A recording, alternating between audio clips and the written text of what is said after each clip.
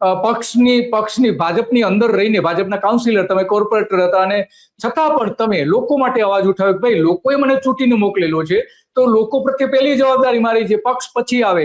એ તમારો જે સિદ્ધાંત હોય એમાં પક્ષે તમને પણ જે તમે અવાજ, સત્યનો અવાજ ઉઠાવતા હતા, છતાં પણ એ પક્ષથી સંભળાયો નહીં ને તમને પક્ષમાંથી દૂર કર્યા, અને આજે કાઉન્સિલર છો અને બોર્ડમાં વારંવાર પ્રશ્ન ઉઠાવો છો, જ્યારે એવો મોકો મળે છે ત્યારે પણ પ્રશ્ન ઉઠાવો છો. તો તમે જે છેલ્લે પોલીસ ફરિયાદ કરી હતી, શું થયું એનું, આશીષભાઈ?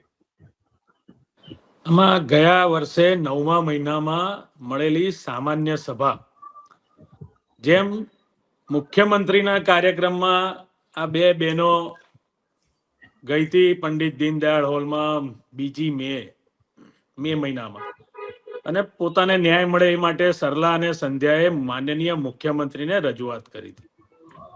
એવી જ રીતે વડોદરા મહાનગરપાલિકાની ગયા વર્ષે 9મા મહિનામાં મળેલી સામાન્ય સભા, ચૂંટાયેલા પ્રતિનિધિ તરીકે અમારી પાસે પાવર છે કે અમે કોઈ પણ નાગરિકને આ સભાની પ્રેક્ષક ગેલેરીમાં બેસવાનો પાસ ઇસ્યુ કરી શકીએ છીએ.